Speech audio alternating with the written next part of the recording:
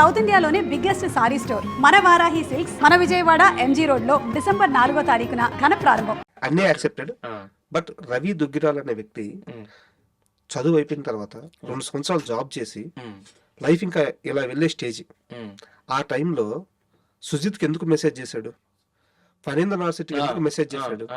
ఇంకో film maker కి ఎందుకు మెసేజ్ చేశాడు? లవ్, అఫెక్షన్, కెరీర్ ఇక్కడ ఉందనే కదా, సినిమాల మీద ఉందనే కదా. అందుకే వెనక్కి వచ్చి ఎందుకు మొదలు షార్ట్ ఫిల్మ్ చేశారు? అవును. ఎందుకు ఇన్ని లక్షల మందికి రీచ్ అయ్యారు? అవును. ఎందుకు ఇన్ని లక్షల మందిని అభిమానించే విధంగా చేసుకొని ఎందుకు భయపడి వెళ్ళిపోయారు? ఎప్పుడైనా ఈ క్వశ్చన్స్ వేసుకున్నారు? అయ్యో ఎన్నిసార్లు అండి, వెళ్ళి ఒక 1000 సార్లు వేసుకున్నా. ఇప్పుడు ఏంటంటే ఈ డిస్కషన్ మా నాన్న ఎప్పుడు పెట్టాడు? మధురం హిట్ అయ్యాకే.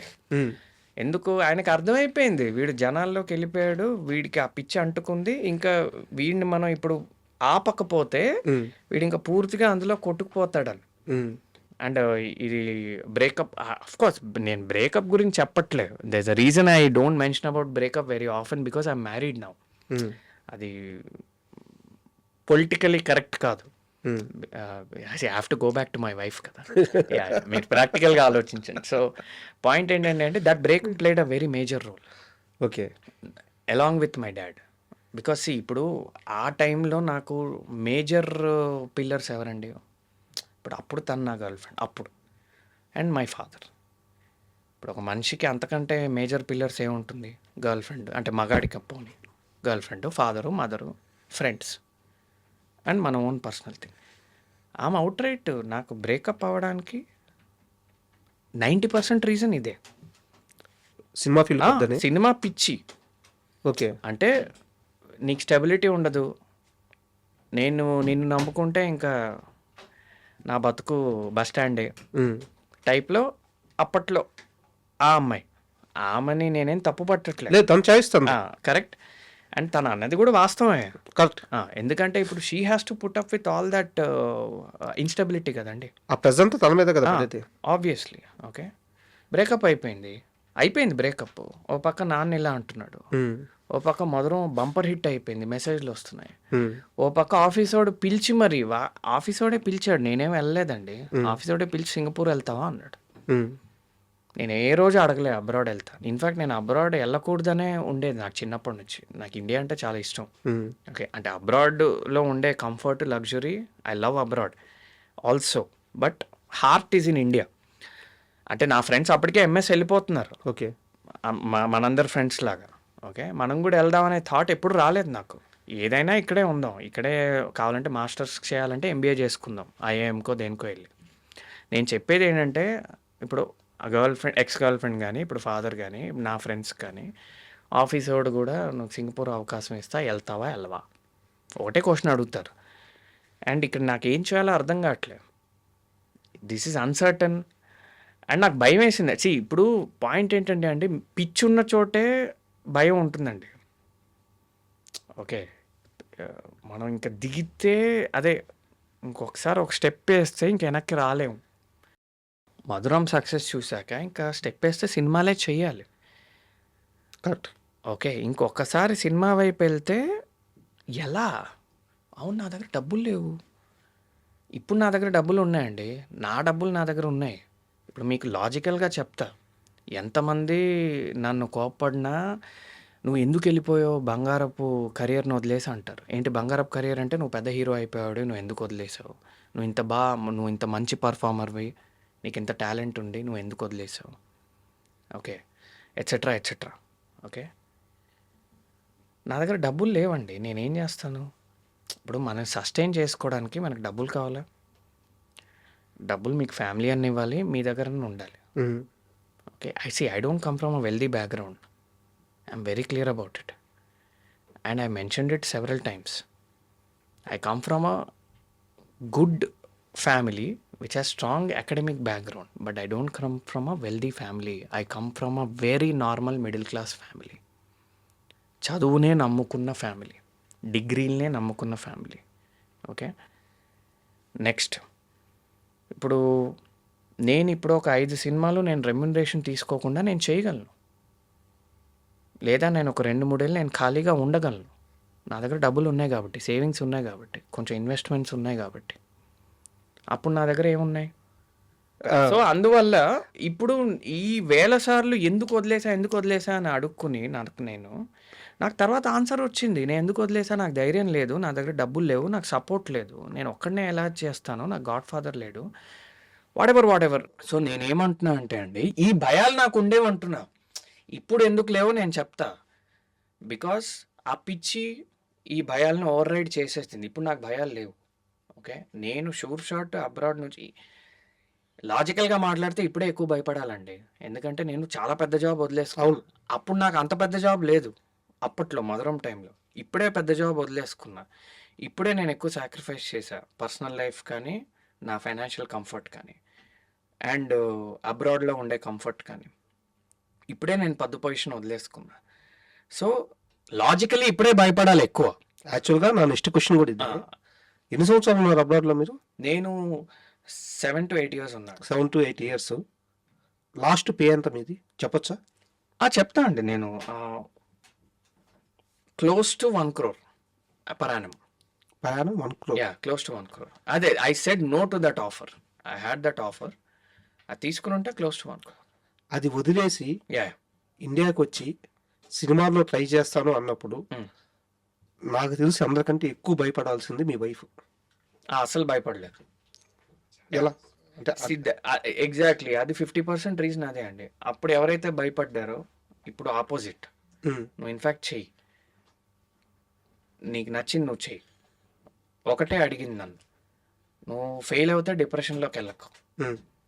అంటే ఓ 2-3 నెలలు బాధపడు, ఏడు, లేదా నువ్వు ఎక్కడికో వెళ్ళి ట్రావెలింగ్ చేసుకో, లేదా ఆశ్రమాలకు వెళ్ళు, దట్స్ ఫైన్. మహా అయితే 6 నెలలు.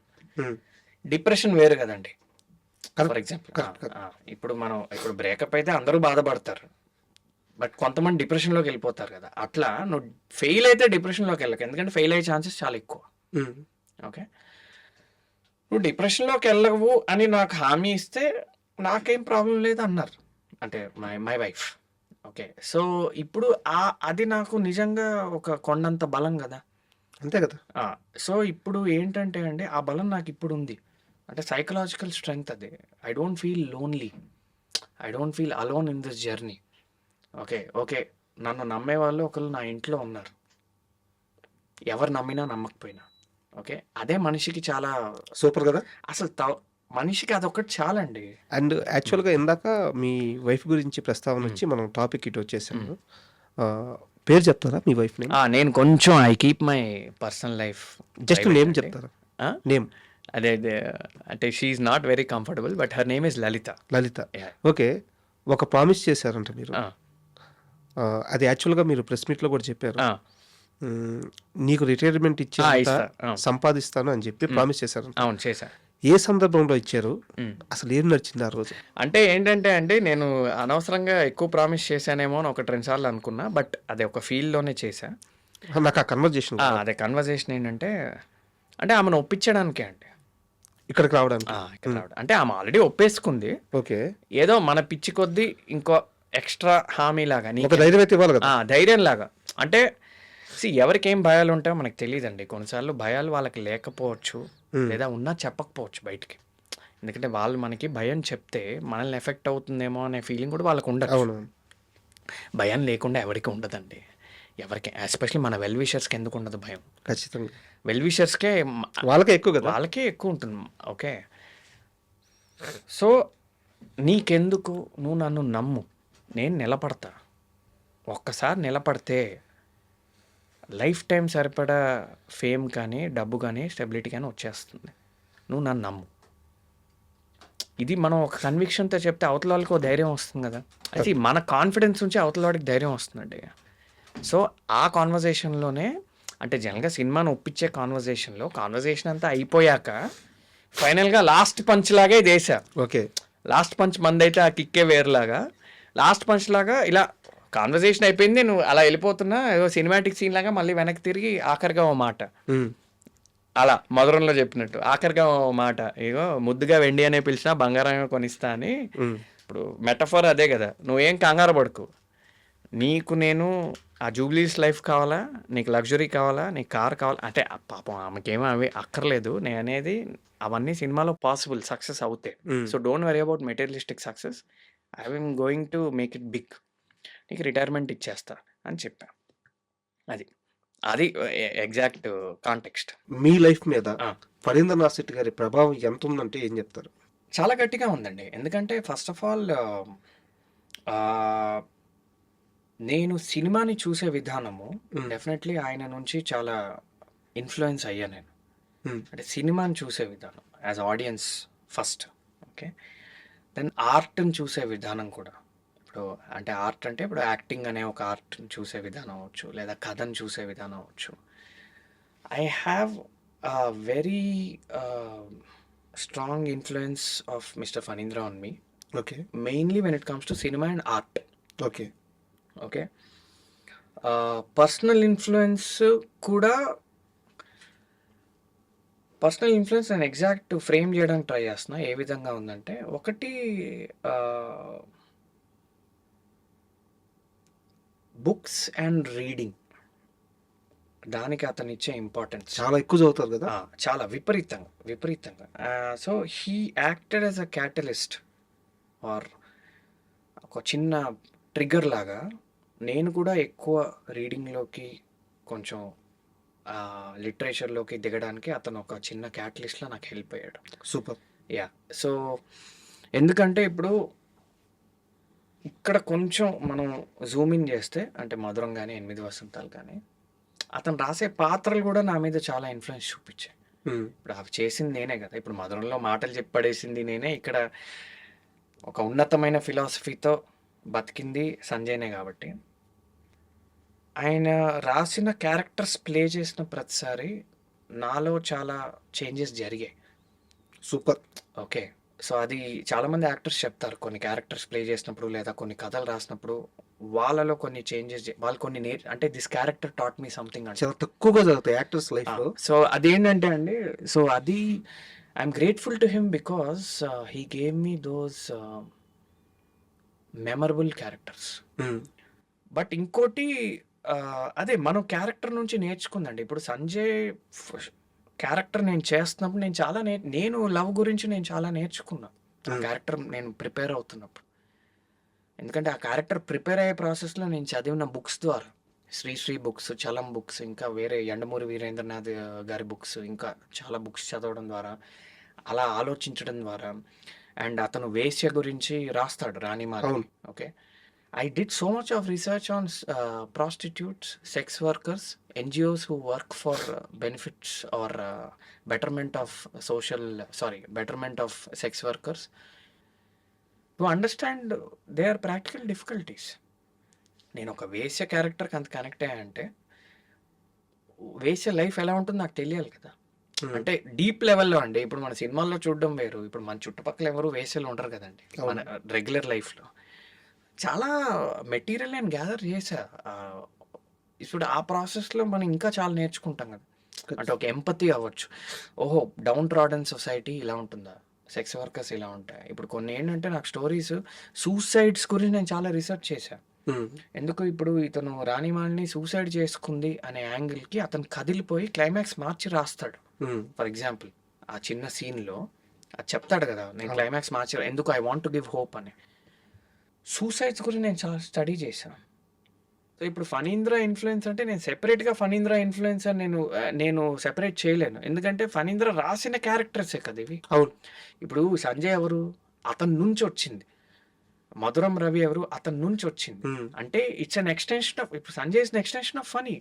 Correct. Madhuram is another version of Phani. So what I'm learning from Sanjay is what I'm learning from Phani only కదండి. సూపర్. అతను రాసిన క్యారెక్టరే కదా అది. అంటే అతను లోపల నుంచి వచ్చిన క్యారెక్టర్ కదా. అంటే ఇప్పుడు సంజయ్ నా మీద ప్రభావం చూపాడంటే దాని మీనింగ్ ఫనీ చూపినట్టే, అంతే కదా. కరెక్ట్. చాలా లేయర్డ్గా చెప్పా. ఎందుకు అంటే నేను చాలాసార్లు ఆలోచించా ఇది. అయ్యో, నాకు చాలా నేర్పించిందండి సంజయ్. ఓకే. నాకు చాలా క్లోజర్ కూడా ఇచ్చింది. నాకు ఒక వన్ సైడ్ లవ్ ఉండింది, దాని క్లోజర్ కూడా నాకు సంజయ్ ప్లే చేసే ప్రాసెస్లో దొరికింది. సంజయ్ పర్ఫామ్ చేసే ప్రాసెస్లో దొరికింది. నాకు ఒక 8 years వన్ సైడ్ లవ్ ఉండింది. ఓకే. అది సంజయ్ ప్లే చేస్తున్నప్పుడు నాకు దాని క్లోజర్ దొరికింది. అంటే పర్ఫెక్ట్ క్లోజర్. మనం చాలాసార్లు క్లోజర్ అయిపోయింది అనుకుంటాం కానీ ఒక 1% ఏదో ఉంటుంది, చిన్న 0.1%, 1 కూడా కాదు. అలాంటి క్లోజర్ దొరికింది మనకి. ఎందుకంటే వీడు అలాంటి ఎక్స్పీరియన్స్లే ఫేస్ చేశాడు కదా, ఒక అమ్మాయిని దూరం నుంచి ఆరాధిస్తూ example. And the way he pushes you అండి. ఇప్పుడు అతను అంత బలమైన క్యారెక్టర్ రాసినప్పుడు మీకు ఎలా ఉంటుంది? ఇంత బలమైన మెటీరియల్ ఒక యాక్టర్గా ఫస్ట్ ఏముంటుందండి మనకి, ఇంత మెటీరియల్ మనం పాడు చేయకూడదు అని ఉంటుంది కదా, భయం ఉంటుంది. అదొక బాధ్యత కదండి. ఇప్పుడు మనకి త్రివిక్రమ్ గారిదే ఏదో డైలాగ్ ఉంటుంది అలవైకుంఠపురంలో, నీ మీద ఉన్న వెయిట్ని బట్టి నువ్వు మీద బుక్ పెట్టుకుంటే అదేదో డెమాన్స్ట్రేషన్ కూడా ఉంటుంది, నువ్వు పైకే చూస్తావు అని. బరువు నీ మీద ఉంటే పైకే చూస్తావు అని. అంత సంజయ్ లాంటి బరువు నా మీద వేసాడు ఒక కొత్త యాక్టర్ మీద. అతను మీకు తెలిసే ఉంటుంది, సూర్య అనుకున్నాడండి అతను. చెప్పారు, ఇంటర్వ్యూలో చెప్పారు. What a fantastic actor mister Surya is one of the finest actors కంట్రీలో. సూర్యని ఇమాజిన్ చేసుకున్న హెడ్ నన్ను ఇమాజిన్ చేసుకుంది అంటే అది ఎంత ప్రివిలేజ్ నాకు. నా ప్రివిలేజ్, నా అదృష్టం, బ్లెస్సింగ్, ఏ పదాలన్నా వాడండి. ఇప్పుడు అతను సూర్యాని ఇమాజిన్ చేసుకున్నప్పుడు సూర్య ఇలా చేస్తాడు అలా చేస్తాడు ఆటోమేటిక్గానే అతనికి ఒక రీల్ ఉంటుంది కదా, అవును, రాస్తున్నప్పుడో లేదా రాశాకో. నేను ఎంతో కొంత అది మ్యాచ్ అవ్వాలి కదండి. కరెక్ట్. నువ్వు అంత పెద్ద స్టార్, అంత పెద్ద పర్ఫార్మర్ని వద్దనుకుని, అంటే నీ హెడ్లోనే అతను, నాకు తెలిసి అప్రోచ్ అవ్వలేదు వాళ్ళని, నీ హెడ్లోనే వద్దనుకుని నువ్వు ఫస్ట్ ఆయన రాసుకుంది వాళ్ళకే, బట్ అప్రోచ్ జరగలేదు. కరెక్ట్, ఇది అందరికి తెలిసిందే. సో నువ్వు అలాంటి మనిషిని దృష్టిలో పెట్టుకుని రాశాక తర్వాత నన్ను అదే స్థానంలో నువ్వు పెట్టావు, అంటే సంజయ్ అనే పాత్ర స్థానంలో. ఎంత రెస్పాన్సిబిలిటీ అది. అతను అంత రెస్పాన్సిబిలిటీ పెట్టాడు కాబట్టి నేను అంత పుష్ చేసుకున్నా. And for more videos, Please subscribe to iDream. Please subscribe to iDream. Please subscribe iDream. And please subscribe to iDream. For more videos, subscribe to iDream. please like, share and subscribe to the channel. Congratulations, iDream. Subscribe to iDream. Subscribe to iDream. So subscribe to iDream Media. iDream ki iDream team andarki huge congratulations. Please subscribe iDream Media. Please subscribe to iDream. Subscribe iDream. Please subscribe to iDream. iDream అంటే నా కళల channel subscribe చేసుకున్న నోరు తిరుగుతలేదు, మీరైతే గంట గుర్తు కొట్టండి. For more such videos, please subscribe to iDream. Subscribe to iDream. Please subscribe to iDream. Please subscribe iDream Media. Please do subscribe to iDream. Please subscribe to iDream Media. For best entertainment and information, please subscribe iDream. And don't forget to subscribe to iDream.